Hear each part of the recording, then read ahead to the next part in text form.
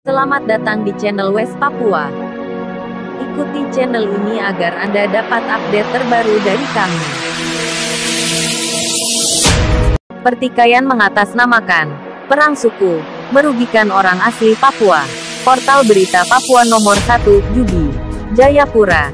Jubi, konflik atau pertikaian antar kelompok orang asli Papua yang mengatasnamakan perang suku, tidak dapat dibenarkan dengan alasan adat atau budaya orang asli Papua. Pertikaian antar kelompok orang asli Papua tidak relevan dijadikan media untuk menyelesaikan masalah, karena justru merugikan orang asli Papua dan kerap memperpanjang masalah.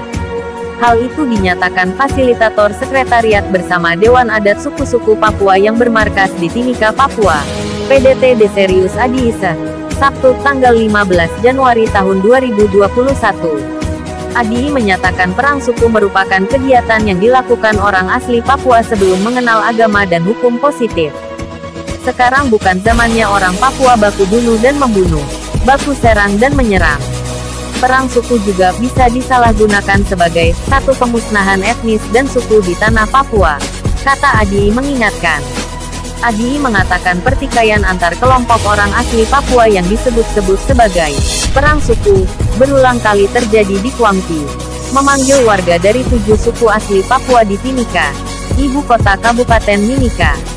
Konflik yang mengatasnamakan kelompok etnis atau marga orang asli Papua itu nyatanya hanya merugikan orang asli Papua. Orang Papua harus menyadari bahwa perang suku bukan sebuah jalan positif untuk menyelesaikan masalah. Malahan, dengan perang akan melahirkan masalah dan soal baru, katanya. ADI mengatakan sekretariat bersama Dewan Adat Suku-Suku Papua terus berupaya melawan pemahaman bahwa perang suku adalah adat dan budaya orang asli Papua. Sebab dengan bahasa perang suku, itu masyarakat baku bunuh. Mereka mengikuti hukum suku. Seakan-akan suku yang biasa hidup dalam dunia perang itu hidup di negara itu sendiri. Seharusnya hukum positif ditegakkan. Bukan lagi hukum baku membunuh-membunuh, baku balas-membalas, katanya. ADI juga mengkritik aparat penegak hukum yang tidak tegas menyatakan hukum positif Indonesia untuk mencegah meluasnya pertikaian antar kelompok orang asli Papua. Di depan mata aparat keamanan, kelompok yang bertikai, baku serang menyerang, baku bertikai, baku memanah, baku bunuh. Akan tetapi aparat penegak hukum tidak biasa tegakkan hukum positif yang berlaku di Indonesia, ujarnya. ADI mengajak setiap warga masyarakat menyadari bahwa kekerasan dan bunuh-membunuh menyalahi hukum Tuhan. Dalam perang saudara atau perang suku itu, siapa yang rugi? Siapa yang menangis? Siapa yang sure suka? Siapa yang beruntung setelah kita perang? Bukan orang lain. Kita yang menangis. Kitalah yang sukaeka. Dan kitalah yang rugi. Sadarlah diri sebagai anak adat, katanya. ADI mengatakan pertikaian antar kelompok orang asli Papua yang terjadi di Kabupaten Puncak dan Kabupaten Jayawijaya juga menyebabkan kerugian besar bagi orang asli Papua. Pertikaian itu membuat banyak rumah warga dibakar. Anak tidak ada. Orang tidak bisa beribadah. Warga hidup dalam jaringan serta trauma.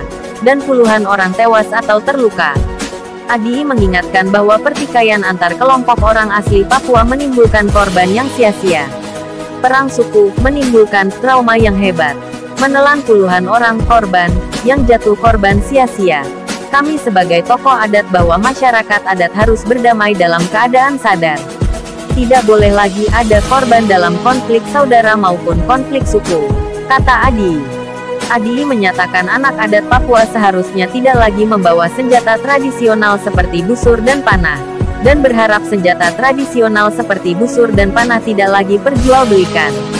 Ia meminta aparat penegak hukum melarang membawa senjata tradisional. Kami memohon agar jaga ketat di bandara, dan tidak izinkan bawa naik busur dan anak panah. Kami menolak konflik sosial diselesaikan dengan cara baku balas yang bisa menelan korban puluhan jiwa manusia. Semoga penegak hukum tegakkan hukum positif, katanya. Perwakilan pengurus Himpunan Mahasiswa Pelajar Jayawijaya, Imanus Komba juga berharap konflik antar kelompok orang asli Papua tidak berulang lagi. Sebagai orang Papua, kami perlu bersama-sama menjaga perdamaian di tanah Papua. Harapan kami, masalah yang ada harus diselesaikan dengan pola pikir yang melihat lebih jauh ke depan, katanya.